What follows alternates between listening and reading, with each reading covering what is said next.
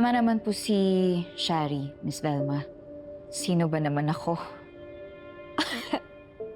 What?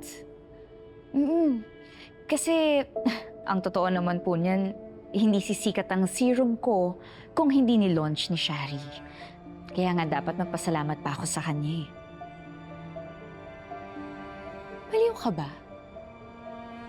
What's with this sweet girl attitude, huh? Hindi. Tama ka naman eh. Ang mga tulad ko, dapat nagpapakatotoo at praktikal. Gusto ko lang po talaga makapasok dito sa Velma Beauty. Matagal ko na pong pangarap to.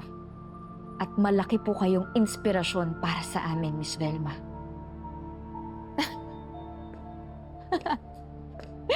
Now I get it. Nagpapaamo ka kay Miss V. Hindi. Pangarap talaga namin to ng ate ko. Ate mo? Sinong ate mo? Si Helena Alfonso. Kilala niyo siya?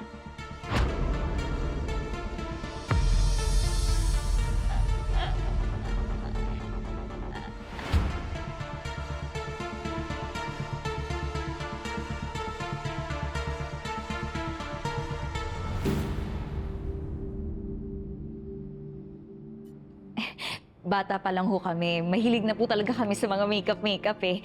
Kung ano-ano nga po yung nilalagay namin sa mukha namin. At paborito po talaga namin ng Velma soap. Kaya sobrang saya po namin ng ate ko nung nakapasok siya dito. Sigurado ho ba kayo hindi niyo siya kilala?